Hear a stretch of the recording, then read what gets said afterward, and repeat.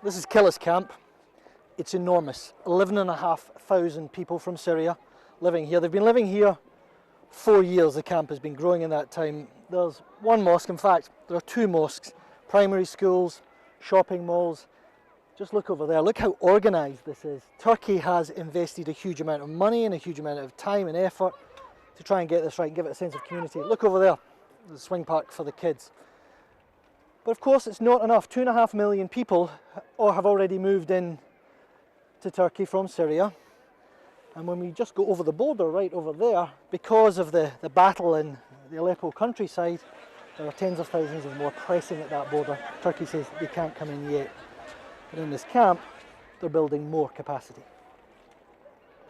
Let me see this one. Who made this for you? مين عمل لك إياه؟ هو عمل لك إياه؟ His friend. Your friends made it.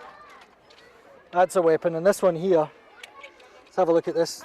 It's an AK-47, not a bad representation. That's the top of some glue, I think, and his brother made that for him. This is the new part of the camp, something like 1,200 new family units. They're doubling up here. Have a look up there. These are two-storey affairs, one family on the bottom, one family on the top. And they're really well constructed. Not only do they have balconies, but look here.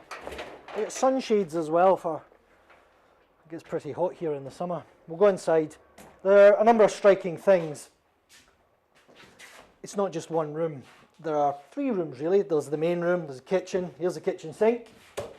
And Nick, if we just spin round, over here is the bedroom, bunk beds, metal bunk beds, plenty of blankets. There are heaters from the UN Refugee Agency.